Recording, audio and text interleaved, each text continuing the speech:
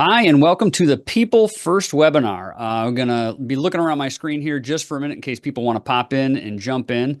So if you see me looking around, that's what I'm doing, adjusting and letting things happen on the screen. But today we're going to talk about giving feedback to employees. And this is something that a lot of people struggle with because there is the potential for interpersonal conflict. And when you're a manager, an owner, or someone who oversees other people, giving feedback to employees is probably your single most powerful tool to shape what you want out of a direct report and to possibly shape the direction that your business, organization, or company goes in. So we're going to talk about a lot of things around this topic. So the first thing I have is a question for you. Have you established yourself as a leader? Because if you have not done that, then you are not going to be able to appropriately and consistently give good feedback. So that's one of the first things. Now, you may be operating in a team scenario or a team situation, which is fine, but are you the team leader or are you just a member of the team? Because if you're just a member of the team and then all of a sudden you start, giving orders and giving feedback to people, they're probably going to look at you and say, what are you doing? Why are you doing this? You're not above me. You're not my manager. You're not who oversees me. So that could create some conflict. But if you are an aspiring leader and you have leadership traits and qualities within you, some of that's going to start coming out. And what that may look like at the very beginning is just encouraging comments to the people that you work with. Hey, man, that was a really great job. Thank you. Just little things like that will start to elevate you in the eyes of the people that you work with and may help you become or attain that leadership position that you desire in the future. So, first question is, have you established yourself as a leader? Now, just because you are the owner or the manager or the higher up doesn't necessarily make you the leader. Leadership comes from the people who follow you. And if nobody is following you because, let's face it, some of us are not great at leadership, then maybe you haven't established yourself as a leader. Maybe you're the owner, maybe you're the boss, but that doesn't make you a leader. Leaders have to have followers. And if nobody's following you, regardless of your position, you're not necessarily a leader. So you may have some work to do in order to establish yourself as a leader and give yourself that reign that you need over your direct reports so that you can influence how they do things. Now, we're going to jump right into it. And let's say you have an employee who has done something wrong. Maybe it's filling out a form or they're putting together widgets or whatever it is that they're doing, and they did it wrong and you see that. How do you approach that? And I'm going to pause for a second and just let you ask yourself, how do you approach that? Do you go in guns a-blazing and say, hey, you really screwed that up and that wasn't a good job. You better do it, fix it, and then walk away, giving them no feedback on what they did wrong or how to fix it? Remember, your leadership is going to determine the mindset of the person that you're giving feedback to and how well and quickly they correct their mistakes. So, what I would encourage you to do is first establish a culture of positive and objective feedback. So, that can be very simple to start just by positive feedback saying, hey, great job on that. Thanks a lot. Now, the person you're talking to may not be a words of affirmation person, but they'll recognize the compliment as, an affirmation for something that they did well. Regardless if that's their love language or not, in the workplace, they're going to remember that. And the more frequently you do that, they're going to have a positive outlook on you and then start looking to see what you're going to say when you come around. That's the beginnings of leadership. They're going to look to you and say, Todd's coming around again, and he's told me 3 times this week that I was doing a really good job. Now, I don't really know what I'm doing, but he says I'm doing a good job. So when he comes around, I'm going to listen to what he says because he might say something positive. And then I might say something negative. Now, I'm going to use the words negative and adjusting interchangeably just because some of us are not used to different types of language. When I say negative feedback, what I am really meaning is adjusting feedback. So I'm going to try to use that word, and I'm going to try to get you to understand to use that word as well, because adjusting feedback is exactly that. It is feedback that people get and receive and sometimes give so that a behavior is adjusted. Not negative, because they didn't do something malicious or wrong on purpose, but things need to be adjusted. And that's part of the culture shift that I want you to start thinking about. Have you established a culture of objective feedback given and received within your business? If you have not, this is going to take a little bit of time to get started for you. But if you have, that's a great place to start. Let me give you some advice on how to put that into practice. This has to come from you as the leader, the owner, or whoever it is. You need to establish this, and it has to flow both directions. I'm going to give a shout out to National Heritage Academies. That was one of the systems that I was an assistant principal in, and I think they had a marvelous feedback system put in place. And that's where I started using it and really fell in love with it. So it was rolled out to the entire staff. And when you do this, you have to give training on it. You have to give people an opportunity to hear it, see it, taste it, smell it, whatever it is that they need to do, and see it in action before it comes to them. So what I would recommend to you is roll this out in a way that people understand what you're saying. So, okay, direct report number 1 goes to direct report number 2, goes to direct report number 3. And this is what positive feedback looks like. It is specific and it is direct to the person that you're giving it to. So, Sally, great job on that report. I liked how you bulleted the specific items and gave us follow-ups that we need to follow up on. Great job. All right. I was direct to the person I was speaking to, and I was specific about the things that I liked that she did. Adjusting feedback can be exactly the same way. Sally, hey, thanks for the report, but what we needed was bulleted items. Can you go back and put bulleted items in there with follow-up so that we can see what we need to do? Absolutely. That sounds great. So that's adjusting feedback that you can give that is objective, but it's also specific and it's also direct. Cheryl, I see you popped on the call. Thanks for joining us today. Hi, how are you? Very good. Thank you. So the next thing that we want to talk about is how to share your self-talk. As the owner, as the leader of the business, your self-talk is going to be what drives people and what is really important for them to hear. So I'm going to give you kind of a fun example. We have all been part of this before. We have all sat down in our living rooms and we have turned on the television and we have watched a cooking show. A cooking show is basically a 30-minute self-talk video. We're watching a master chef talk about how they're braising the meat and how the juices need to flow back into the meat and how the meat has to rest and what vegetable we pair it with and what wine goes with this meal. And all they're doing is self-talking about every minute detail in this meal that makes it special and that's going to make you love this meal. This is what self-talk is.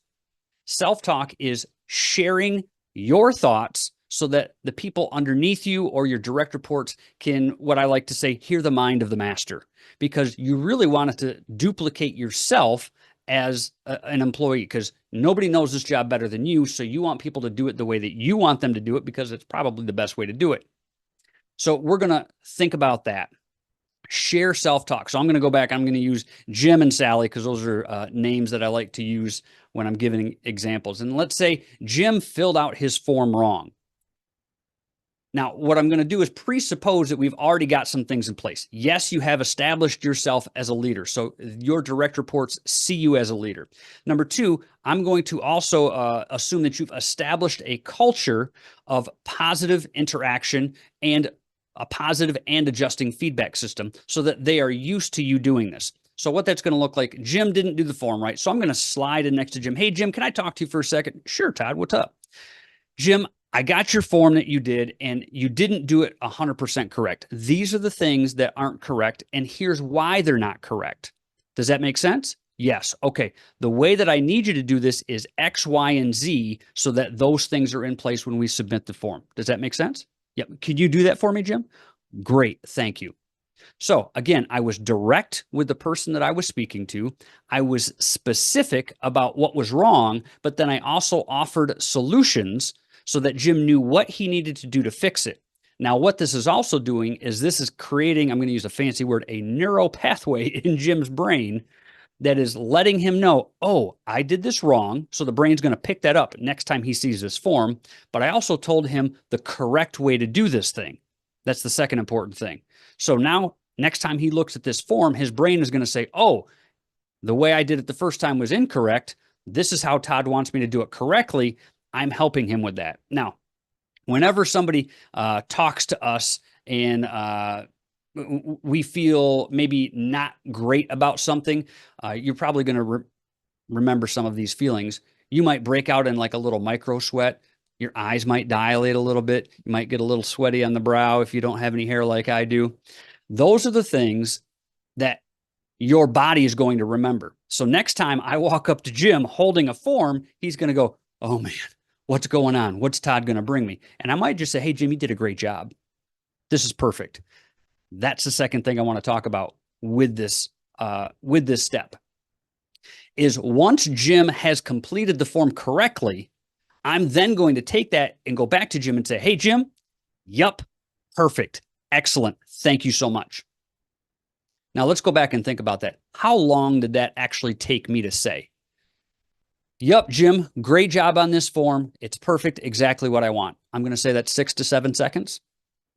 So if I take 6 to 7 seconds of my workday, I can then help Jim create a new neural pathway and say, yes, that's exactly what Todd wants. Okay, that's how I'm going to do it from here on out.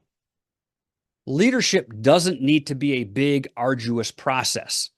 What it does need to be is purposeful and specific. And those are like my life words. I don't know why, but I love those words. Being purposeful and specific. And if I can be purposeful and specific for 6 to 7 seconds out of that day with my interaction with Jim, I might have just fixed that problem permanently moving forward. The last thing I want to talk about is explain the why. When you give feedback, whether it's positive or adjusting, you want to explain the why behind it. Now, this is kind of a joke between my wife and I. If you remember the Leonardo DiCaprio movie Inception, that's where they kind of go into their dreams and then they can do things within their dreams. And then you're not sure if he's in a dream or if he's in reality. And at the very end of the movie, one of the things that Leonardo DiCaprio would always do would spin a top. And when he spins the top, that lets him know if he's in a dream or not, if the top tips over. And at the very end of that very ending scene, he spins a top. And then you think it starts to tip over, but then it doesn't, the screen goes black and you're like, oh man, I don't know if it tipped over or not. For me, that ruined the movie because I have no closure. And it's like, why did it do that? Why was he spinning the top if he was not dreaming, or was he dreaming? So the why is a huge deal for me. I always need to know the why. Your people need to understand the why. And if they don't, they're not going to connect with the mission and values, which we're going to talk about in a second. So when I explain to Jim, hey, Jim, you got this form right. Excellent job. Thanks for correcting that for me. I might ask him, Jim, do you know why this form was so important to have correct? And he might say, yes, Todd, it is. We need to have it correct because it goes to the state. The state reviews all these forms. And if it's incorrect, we could get fined. All right, Jim already knows the why. He's connected to the why. He understands the why. I don't need to go any further. All I need to do is affirm, yup, great job. 3 words, yup, great job. And now I've connected with Jim on another positive interaction. Now, if I go to Jim and I say, hey, Jim, do you know why this form is so important? And he says, no, I don't. Well, Jim, after you're done filling this form out, I submit it to the state. The state reviews it. If it's incorrect, they fine us. Whoa. How much do they fine us, Todd? $350. Whoa. So you can imagine, Jim, if I had one form wrong every day, you do the math on that, 5 times 350. You know, if we had a form wrong every day for a week, yeah, that's a lot of money. And you can make a joke, be like, Jim, you don't want that coming out of your paycheck, do you? Right. Yeah, neither do I. But just a little joke, like, whoa, $350 a day for 5 days a week. That's a lot of, man, I don't want that coming out of my paycheck. I better make sure this is done correctly from here on out. Exactly. So just little things like that can start to shape and mold the way that your direct reports, your employees think about tasks that they have to do. Now, the final part of the why is tying it into your mission and your values. And this is incredibly important. Your mission statement is what drives your business, your company, your organization. I'm going to use Jim again. Jim, thanks for fixing that form. Do you understand why it's important to get the form correct? Yes, because the state reviews it, and if we don't have it right, we're going to get fined. Yes, that's true, Jim. But what is the mission of our company? Well, the mission of our company is to provide fantastic service to all of our customers and our clients. And in order to do that, we have to have all our forms correct because our forms are concerning our customers and our clients. And if we're going to provide outstanding customer service to our clients, then we got to do the best job that we possibly can. Yeah, okay. So now you're not only connecting Jim to a larger idea that's important to you and your company, but you're also connecting Jim to the why. You're connecting Jim to the mission, the vision of your company, and secretly, or not so secretly, you're training Jim to replace you. Now, are you going to really replace yourself with Jim? Maybe, maybe not. But the more you can give Jim your mind, the more he's going to do a better job and start thinking like a leader. And that's a common trait that I have heard with business leaders that I've worked with over the past, few years is, man, my employees, they just sit around. They don't do anything. They don't understand how important it is that we've got to do this stuff. We've got to get these tasks done, that we've got to get the jobs done. We have to do the things. And I've used this example before, and I tell people, nobody's going to love your kids as much as you do. I think that's a fair statement. Same thing goes for your business or your organization. Your employees are never going to love it and take care of it the same way that you will. Employees, for the most part, and I'm going to say 80 to 90%, really just punch a clock and collect a check, right? I think that's fair.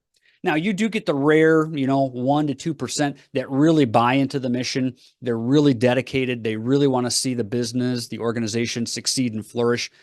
Those people are unicorns. You hang on to them. If you have to cut hours, whatever, find something for them to do, but never lose those people because they're incredibly important to your organization. So as I kind of wrap up these thoughts and these ideas, I want you to think about how can you establish yourself as a leader if you have not already done so? And also, how can you establish a protocol of adjusting positive and negative feedback with your direct reports? Because having a system in place that they understand, like, oh, all right, I'm going to get feedback about this.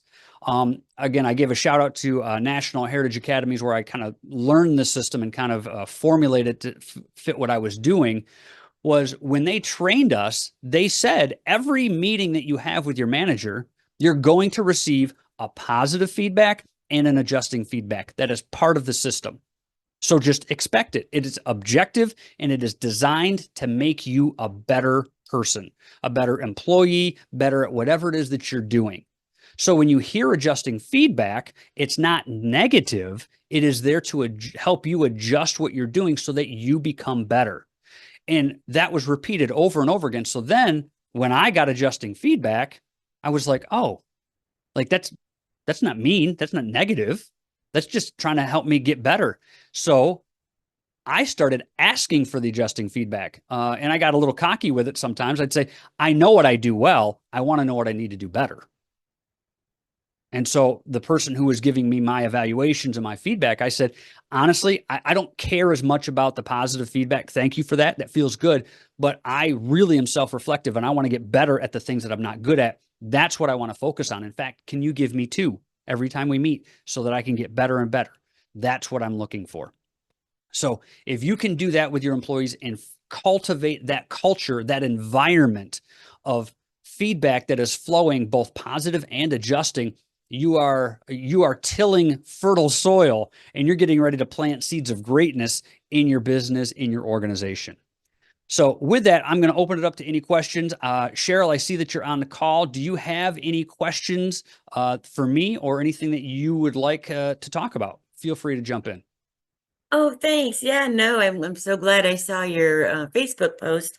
I thought I'd join. I mean, just to be honest, I'm not here. Um, I'm not in a leadership position right now. That's I okay. was years ago and thoroughly enjoyed it. Just again, just because of we've had some common connection through Jonathan Mast's Mm. trainings, and um, I really enjoy listening to your little nuggets too. So that's primarily the reason I'm here, and so I am thankful for that opportunity. Um, I don't know, for what it's worth, I feel a little tainted, and it's probably just completely off topic, but I just actually left a really good company because of my leader. And Mm. I look back now, right? So I'm still looking for work. Haven't been successful, obviously, up to this point. Still keep searching. Um, so, there's still a lot of kind of like, gosh, I was probably a little too hasty. Probably should have overlooked in my eyes, just basing on, my experience as a leader, my perceived incompetencies, Mm. with this leader yeah, so I'm feeling kind of, I don't know if guilty is the word, just maybe kind of dumb that I, Yeah. maybe jumped that gun a little too quickly. Well, let me encourage you, Cheryl. I've done the exact same thing. I was, and it'll be interesting to see who watches these because I know some of my former colleagues watch these as well because I post them to YouTube. But yes, I left a very good job in good standing because of a leader before, and it was just to the point where I was like, you know what? Nope, I'm not doing this anymore. The stress is not worth it. And yes, this is a good job. And yeah, but no, I'm not going to continue to be treated or treat myself this way. And so I got out of that job and actually totally left that field. And probably one of the best things that I ever did. So, Well, yeah, I would say like 95%. Yes, I don't feel the same stresses. I don't have the mental attacks that I would have, mm, daily, if not hourly. I feel like I actually kind of stood up for myself, right? Because mm. without going, I didn't realize you were going to share this. So anyone Yeah. watching, I do apologize for my rambling. Um, yeah, it got to the point where it was just so deprecating, Yes. emotionally and mentally, not knowing what message to receive and how to kind of dissect that to just Hmm. really get to the root. And I just kind of felt like for lack of a better word, a failure there for a while because you're Hmm. like, Yeah. what do I do? And it was weird is that this person would treat the females like this that were either on her team, oops, just told her gender, Yeah. but on her team, not the one gentleman. So anyone below Mm, her at her level that was female, but anyone above her, regardless of gender, it was a completely different person. mm. And it was Yeah. so contradictory. And I'm a fairly accomplished person. I've got, and again, not touting myself, but did the right things. I'm definitely a team player. Yeah. Have education. I'm just an avid learner, or fearless learner, if you will. Um, Helper, et cetera, et cetera. So I'm taking what seems to be like positive characteristics, what you would want, hopefully, in a good employee, and yeah, just so trying to kind of figure out why that wasn't enough, or so Yeah. I kind of actually resolved it as it was just kind of whatever she was going through or whatever her paradigm, was built on. I just had to kind of resolve it to that, if you will. Yeah, yeah. I know I went through what I called three phases. I don't know if that's a correct psychology term or not, but I went through three phases where first I thought, man, this new job is hard and I'm struggling and I need to, man, yeah, this is hard. Then the second phase was, man, maybe I'm an idiot. Like I'm still not getting it. I'm still not doing well. I don't feel that I'm doing successful because, man, I don't have any positive interactions here. And then the third phase was, no, I'm doing a fantastic job. You're the problem. It was the other Exactly. person. And after I left that job, I did not realize this until years later when I was able to look back and reflect. But I actually, again, I don't know the correct psychological terms for this, but I think I actually went through a phase of grieving and healing, where it took me a while before I could talk about that and not just feel my blood start to rise and boil. Yes. And then I realized, like, man, I was really traumatized by that and really hurt by that in a lot of different ways. And then as I started to move on with my life and do other things, looking back, I was like, man, that was a crazy, crazy process for me to go through. I remember at one point, I'm not a very large person. I'm like 5'9", 170 pounds. And at one point while I was there, there was like a 5-day period, a Monday through Friday, where I was under so much stress and negativity, I lost 10 pounds. Oh, And at that point, I was not 170 pounds. I was 160 pounds. So I went from 160 to 150 in 5 days. And at that point, I came home and my wife was, my wife's been super supportive. She said, McDonald's, Burger King, I don't care what you do, but you can't keep coming home like this. You're going to die. And like I'd get up in the morning and the first thought I'd have is, oh, I got to go there today. And I'd try to choke down some breakfast. I'd pull in the parking lot. I'd feel a pit in my stomach. I'd walk up to the door. Oh, man. Oh, just another day of hell. That's kind of what went through my mind. And yeah, the day I walked out of there, I felt like I was like shedding chains that were holding me down. But yeah, so I definitely can relate, Cheryl. So give yourself the time and space to heal. Give yourself, give yourself the time and space to heal, and then to feel that shed away at some point, and hopefully that happens for you quickly. But realizing, yeah. yeah, not your fault. And I also had help in that, because I had some of my former colleagues reach out to me and kind of affirm and confirm some of the reasons that I left. So that kind of sped my process along a little bit. And I was like, okay, I was not the only one seeing this. I was not the only one feeling this. I was correct in my assumptions and all the things that I felt and saw. And here's other people who are obviously agreeing and seeing those same things. So, all right. And they did that of their own volition. So that really helped me out as well. So hopefully that can be an encouragement to you, Cheryl. Yeah, I mean, anyone that I've discussed it with has noted, wow, you're kind of a different person now. You're not carrying that extra, Mm, again, that mental and emotional weight. yeah. And I love that my daily thoughts aren't, you know, consumed by this person. Yeah. Which and I'll take responsibility in that I allowed that consumption to happen. So Fair. Yep. That's you a know, good assumption because we have to realize that um, we do allow things, and sometimes they're coming at us, but we can control that. And it took me a long time to learn that. So I'm glad you brought that up.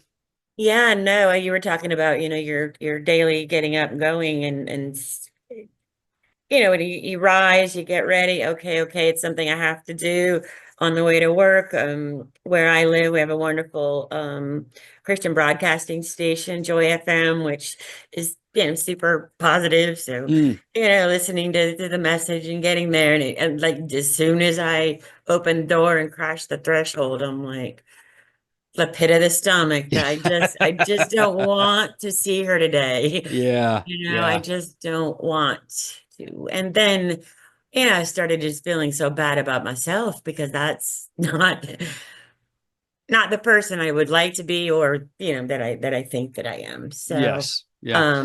but there, there's obviously that it's almost been a year. My husband is, thankful that I'm not under that kind of stress. Obviously, he wants me to be working. So, I do have to say, Jonathan and all of you folks that have, really helped me see kind of, all this great other things that are out there because I've just been focused so much on, what I had been doing as a technical writer for Mm, 25 years. Seeing again the whole AI thing just explode and obviously meeting people like you and all the other greats, right? mm. Just kind of gives you a different perspective. Everyone's so positive. I never really thought about becoming, an entrepreneur. But It's you know, scary. it is, yes, yes, but it's exciting too. It is. It's just since I don't really want to write a whole lot, and the whole idea of okay, take what you're like really, really good at and trying to implement the whole, AI stuff. It all comes back to writing and Mm. I just and I know I'm really sorry, I do a good job. Um I know that I write well when it comes to technical documents, processes, procedures, and the like, work instructions, what have you. Um, but I just don't want to do it. Yeah, yeah. Well, So we'll I see. mean, you mentioned Jonathan Mast, and that's, I guess, where you and I got connected. So we're going to give a shout out to Jonathan Mast at Whitebeard Strategies, and I'll just give him a huge vote of confidence. Jonathan and I have known each other for, man, I'm going to say probably going on a decade, and we were never connected, via AI or technology or anything like that. We were both part of a leads group in different careers at the time. And so we just became friends and, started, doing little transactions together here and there. And Jonathan is 120% the guy that he presents online. He is that guy in real life. Just a fantastic guy. And we joke because I'm kind of a small man, and I don't know if you've met him in person or not. He's a very large man. He's like a Viking farmer, and I always tease him. I say, when I see you in person, I'm going to give you a big hug, and I'll disappear for a few seconds, but I'll come back. And he's a huge hugger, so it's great because he's like, yeah, come here, and that's just who he is. He is that guy. So Jonathan, Oh, if you're watching, that's for you, buddy. if you're watching, yes, yes, so thankful We know he's not. We know how busy he is. well, we can just clip this part and share it with him. No, Yeah. definitely a blessing to have found him on Facebook and yeah, it's just boom, exploded and to that like there are certain there are other folks you're not really sure what you're going to get and you do invest your time, your money, your energy, what have you into that and the outcome is definitely not as bountiful as what um Jonathan, provides. So Yeah. Yep. we are fortunate. And then there's you. I mean, I've obviously listened to you and the in the Thrive group and and what have you. So yeah, it's all good. So Well, thank you great for the vote time. of confidence, Cheryl. I appreciate it. Absolutely, absolutely. Well, if you don't have any additional questions, kind of we should probably bring it back to the topic before this turns into Oh, the yes. Todd and Cheryl life story show. Right. Oh, I thought that was it. I'm sorry. Figured you could have clipped the end. Okay. That's okay. That's all right. Well, Cheryl, thank you for joining me. And then I guess I'll see you around the Thrive community, and to the rest of you who watch this on the replay or catch it on YouTube, feel free to reach out to me, direct message, or any of my contact information in the description box, and we'll see you around. Thanks for joining me, Cheryl. All right. Thank you. Bye. Bye-bye.